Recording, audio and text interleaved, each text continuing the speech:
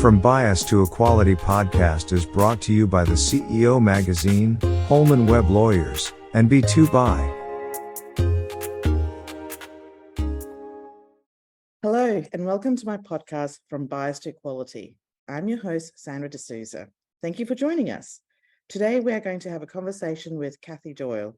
She is Chief Experience Officer of Symbio, where she leads all experience elements: customer experience, brand experience, people experience, user experience, and corporate experience.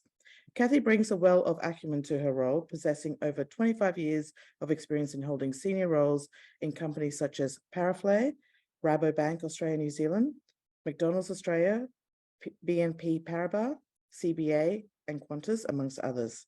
A graduate of the Australian Institute of Company Directors and the Australian Institute of Superannuation Trustees, Cathy also holds a Bachelor of Social Science degree, a certificate in governance, graduate diploma qualifications in psychology and vocational education and training, and she also holds an MBA. Symbio, an ASX-listed company, operates in the fast-growing cloud communications market. Their technology replaces old-fashioned telecom networks with software, making it easier, faster to deliver modern communication services and unlocking endless new applications for calling, messaging, and phone numbers. Headquartered in Sydney, Symbio powers billions of calls and messages each year, owns networks in 3 countries, and employs over 450 staff worldwide. Symbio was born in Sydney in 2002 and remains a founder-led business. Co-founder Andy Fung is a non-executive director, and co-founder Renee Sugo is the current group CEO. Hi, Cathy. Thank you so much for joining us here on the podcast today. Thank you, Sandra. Pleasure to be here. Well, let's get started. And I think you just have such a phenomenal background. Could you share with us, I guess, myself and the listeners, in terms of your career journey and what led you to your role, with Symbio? Well, it's been a 30-year journey now. So I was born the eldest of 4 girls and went to a fairly all-female school and had a lot of strong female role models in my life. But it wasn't till I hit corporate Australia that I realised there was a way in which entities either did or didn't embrace the differences between gender way back when I started. Now, I started in, particularly in Sydney, in banking and finance institutions. Okay, very male-dominated. Very male-dominated in terms of that. I was lucky enough to be sponsored by some amazing males who taught me banking 101, funds management. So where you've read in my qualifications, I started life as a teacher. So I do believe in continuous learning in terms of that, and I've applied that to all my roles. And I've applied it to the gender equality issue, and I've applied it to how can we educate boards and provide frameworks, because it's all the little steps you take. There's no magic dust with this, is I guess what I can say. So why am I at Symbio? So I've deliberately wanted to work across different organisation and business models because I'm a learner and I'm very curious. So that's me in terms of that. I take risks and I've been incredibly brave, and I also tend to either move on from organisations who are slower to execute on the people vision. And at Symbio, I was headhunted there for this role. So I started as the Chief People Officer and now look after all experience. I was headhunted there, and I was interviewed by one of the board members who I knew of, given my BNP Paribas days. So I already knew the board had a really strong focus. And the group CEO, Renee Sugo, had the vision in so many things around retention. And, we've got women in, tech is a big issue as well, right? So we're in technology where it's already, the pool's really small. And I said to him, I'm really excited that we can do this. And he said, let's go. So I had, that tone from the top is so important, and that impetus. So I feel that when you've got that wind beneath your wings, it's easier to execute. In larger organisations, you do need to spend a lot of time on continuous education, keep up the good fight in relation to that. And I also focus externally because the pools internally are only so small. So my network is quite broad, primarily because I do network a lot, but I also was one of the founding board members of the International Women's Forum Australia nearly a decade ago. And I've spent 10 years nurturing women and that institution in Australia, and we connect globally. So we now have 7,500 members worldwide, and we've got 120 locally. And our mantra is to nurture and lift as we climb. So we're trying to give back and build that pool so that, you know, these issues of we don't have a pipeline are no longer there. But it's still a tough journey for females to make it to the most senior levels. When I look at your Ellect stars, Yes, it's a really tough journey for them to get there.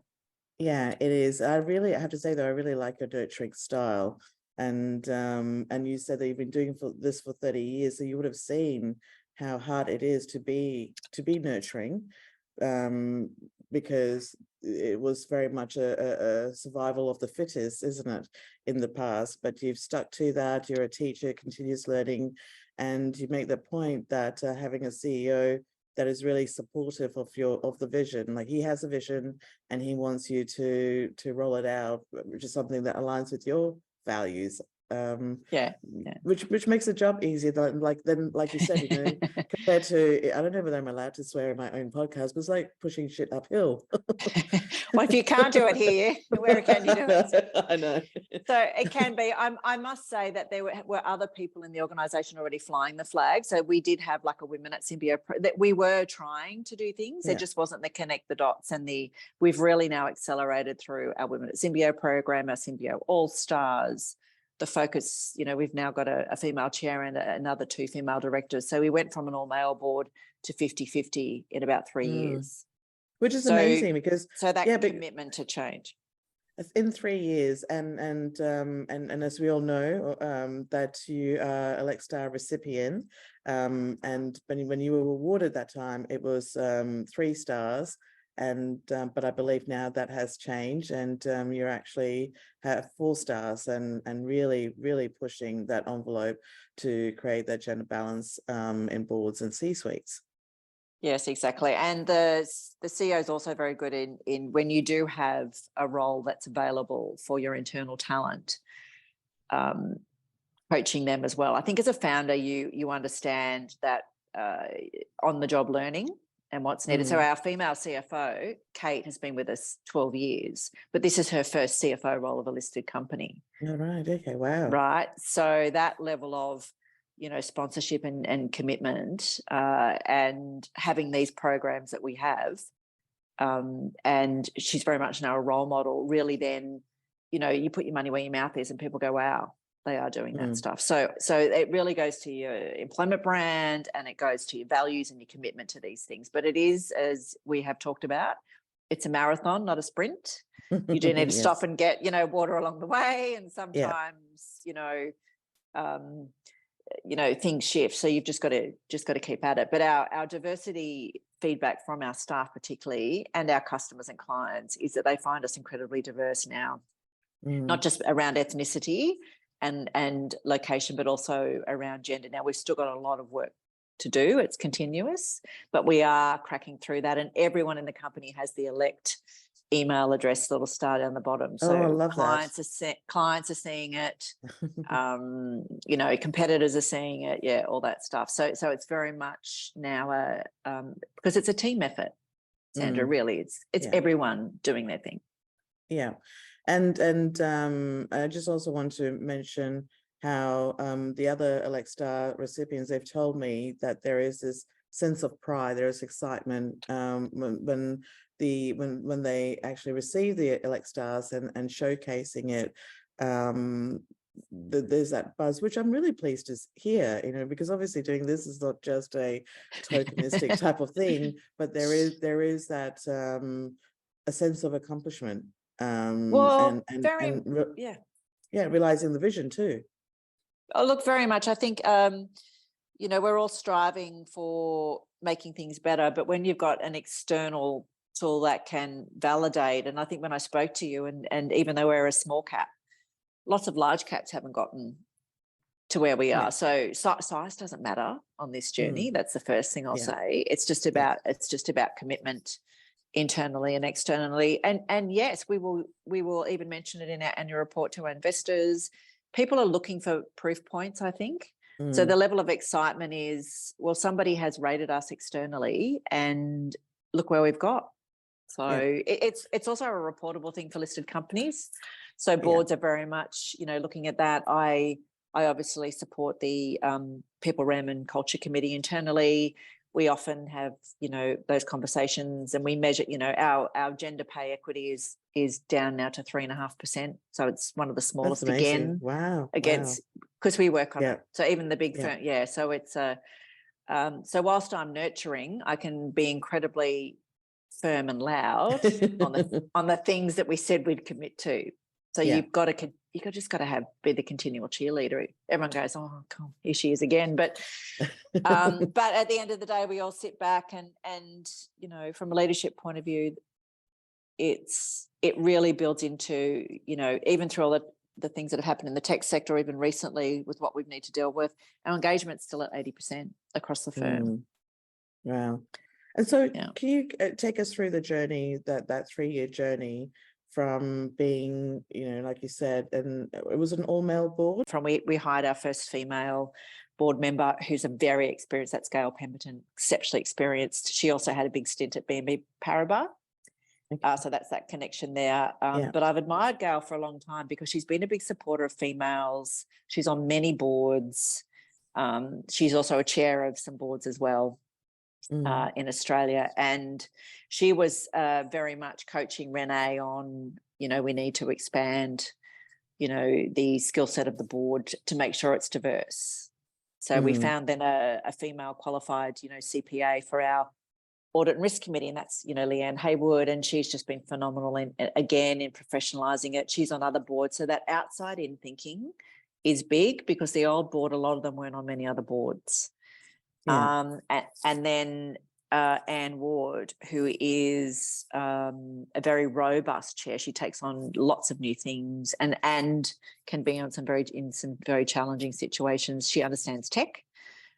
She's the chair of Redbubble as well. She sits on, Star, and she, with her legal background and governance background, was able to really move and shift that agenda. But we'll still be able to retain the corporate memory and retain Renee with that journey. So the board would definitely say they've all been on a change journey together. In terms of that. And we had one female on the exec team 3 years ago. That's our legal counsel. She was also looking after anything to do with women, and it's been a lot for her. She's still very passionate. She's still there as a sponsor. I get her advice a lot on elements where's needed, and she championed for the Women at Symbio program. And then when I started, I was the second one, and then Kate's the third. So that's been the 3-year. That's been the 3-year journey. So Kate was acting for about a year, and has just been in February this year formally promoted. So that's the 3 females. And I like how you have the external recruitment, but also internal recruitment. So that is taking, how I should say that that approach of ultimately it is about looking for the best candidates, which is always a basic argument for anybody when I talk about the gender balance. And you have your vision, but it's opening up that network and the pool, because as a founding business, you utilize your network with the investors and like you said, but when the time was ready, it was okay, now we can really open up that network and see how we can recruit really good talent, and I guess contribute to the success of Symbio as well in the last 3 years, more so. Yes. We've got some really long-serving execs, and then we've got some newer ones. So it's a blend. And we've also got a Symbio All Stars program that the board now feels comfortable that when we do see talent internally and want to, elevate them, there's already been a level of exposure, training, that's great. Express commitment. Yeah. So it's a layering of programs, and the Symbio All Stars it's by the people, for the people. It's for everyone. It's about having the DNA and the commitment to be the next generation of talent in the firm. No, I think it's fantastic. Now, I'm going to ask a couple of questions around Renee, with his co-founder and addressing, I guess, like, I mean, owning networks, taking over, like establishing VoIP 20 years ago it's definitely a very Amazing, brave huh? thing. It is a Yeah. brave thing. And back then, and I'm old enough to know how it is very much market dominated by Telstra and Optus and Vodafone and NBN wasn't even part of it back then. No. So I guess with his personality, he's willing to take risk. And from I picked up that he listens to the board member who is, I guess, coaching him about having more women on board and diversity. Obviously, he didn't push back on that. Do you know, I guess, I know you can't work out his thinking, but what has it been like to have that support from your CEO to implement these initiatives? Well, Renee's an incredibly brave individual, but incredibly clever at the same time. So he wrote the initial software, and now he's in a group CEO leadership role as well, and he's very good with clients and investors. But I didn't realise until I'd been there a while, he's already very embracing of diversity for, like, not for diversity's sake, but it has brought him a richness of talent in a time when we weren't a big company. And it has brought him, as well as that, longevity of service with people as well. So that's where we're at. That's my doorbell. That's all right. I've actually got a couple of dings that just come through, but I guess that's the beauty of podcasts nowadays, that people are pretty forgiving. So look, I'm actually I think, you know, it's certainly great to hear so much progress and how the achievement of Symbio with the, I want to say the whole team, like you said, it's a team effort. But all of your visions are aligned, and that's how it makes it happen. And that you're not trying to, again, sorry for swearing, putting shit up, like pushing shit uphill. No. So I guess, do you have just a couple more questions before we wrap it up? Do you have targets that you incorporate at the beginning or as part of this journey? Well, we always aspire to, you know, the WGEA targets of 40, 40, 20, that aspirational across the business. Yeah. We didn't have, say, your Ellect targets as our goals back then, but in terms of, particularly when people get one or two females and one leave, you're back to one. It's trying to have a depth there, so that if there are some, because there's no guarantee that there will always be, you know, a female chair or a female CEO, right? A CFO or CEO, but as long as you've got other females as part of that diverse group, then that will continue. And we've also got, you know, we've got, you know, tech talent and backgrounds, we've got marketing, we've got finance. So we also look at skill sets as well in terms of that. Yeah.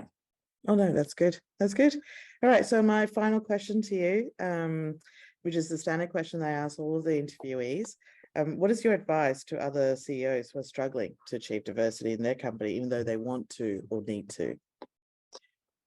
If you really want to do it, you will be able to get there.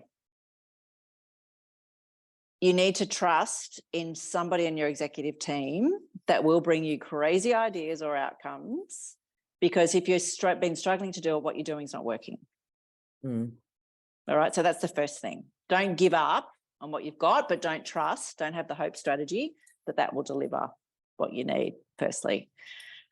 Secondly, you might need to look at some outside in talent as well as some inside out, because there are a lot of females that leave organisations because they're either overlooked or they're not nurtured. So true. Okay. And then, you know, have your executives lean into people like your business or the International Women's Forum. There's a whole host of people out there. I give advice a lot to particularly in finance, you know, CEOs or even, you know, divisional heads of HR who have all the money in the world, right? And have all the frameworks, and they're continually, because again, it's the internal piece that you've got to do as well as the external. So it is a balance in terms of that. It's not a comfortable conversation. There are those that like where they're at and they don't want to do any change. They don't want to have to train people. They don't want to embrace difference. That is the biggest piece in terms of that. But this isn't going to go away. This isn't going to go away. And the other thing I would say to people is, particularly those that have children, I have 2 sons. I know a lot of people have, daughters. What sort of workplace do you want them to be in? Yeah. That's the last thing. And if you look at those 3 things, and if you're smart enough to land a CEO job, you'll be able to solve this. That is great advice, Cathy. Thank you very much for that. So everyone listen, this has been a fantastic interview of Cathy Doyle, who is Symbio is the Ellect Star recipient, but is part of the executive team that has helped move from a male-dominated board and C-suite to where it is now a 4-star Ellect Gold Award. So congratulations. Thank you, Cathy, for being part of this podcast. And I really do appreciate you sharing your insights and your knowledge with our listeners here. And sincerely hope that this is, this work, what I'm doing is to try and help other business leaders to be able to achieve gender balance in their C-suites and boards. Thanks, Cathy. Fantastic. Thank you, Sandra. Keep up the great work. Thank you. Today's episode is brought to you by our wonderful sponsors. Firstly, we're sponsored by B2Buy. B2Buy is your trusted business buying platform that simplifies and automates your buying process, helping you buy smarter and faster, giving you greater visibility and value. With 100,000 products in one place, B2Buy is passionate about connecting diverse suppliers with corporate buyers, so you can create a more inclusive business environment and buy better with www.b2buy.online. Our second sponsor is Holman Webb Lawyers, an award-winning and dynamic full-service Australian law firm with offices in Sydney, Melbourne, Brisbane, and Adelaide. Not only do Holman Webb offer comprehensive legal services, but they are also a proud recipient of the Ellect Star, recognizing their commitment to achieving gender equality in leadership. Discover more about their services, initiatives and industry-leading insights at www.holmanwebb.com.au. Lastly, our sponsor, the CEO Magazine, is an iconic, global media brand that inspires and promotes excellence within the business world. It is a source of information, inspiration and motivation for the world's most successful leaders, executives, investors and entrepreneurs. Go to www.thesiomagazine.com.